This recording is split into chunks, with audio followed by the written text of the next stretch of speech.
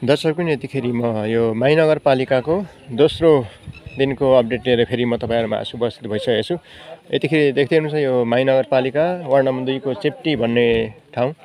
यो गाउँमा पुरै बाढी माइखोलाको बाढी पसेर डुबान भएको थियो। यहाँ देख्दै हुनुहुन्छ विभिन्न लत्ता कपडाहरू भिजेर नष्ट छ। अनि यो खाद्यान्न चामलहरू यसरी भिजिएको छ।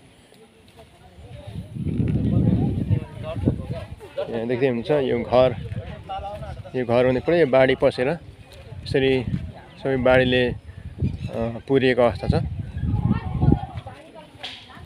बाटोको अवस्था यस्तो छ अहिले पनि यो पुरै हिलामै छ यो बाटो। हिजोको भन्दा केही मात्रामा सुधार चाहिँ भएको छ। यो बाटो अलिक उभिएको छ तर पनि यो बारीहरू सबै यसरी पुरिएको छ, हिलामै भएको छ। यो बगर हो कि खेत हो केही नचिनिने अवस्थामा छ।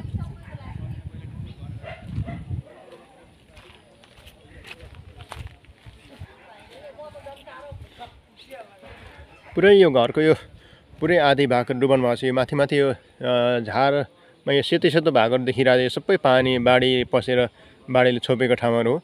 यो घर यो सानो घरहरू पुरै डुबान परेको छ। यहाँ देख्दै हुन्छ भित्र अझै पनि पुरा हिलामै छ। यहाँ मानिसको बस्ने अवस्था छैन।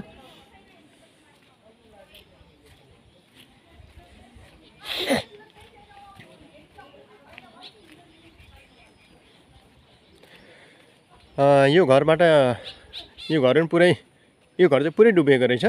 अनि यो घरको भाँडाकुँडाहरू यसरी निकालिएको छ। यहाँनिर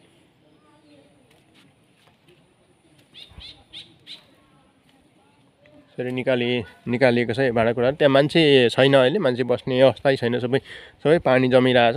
यो हिलामै भएको छ यो खेतहरू। त्यो पारिको सबै यो बाँसको यो आधी भाग जुन फुस्रो भागहरू छ यो सबै पानी जमेको अवस्था हो।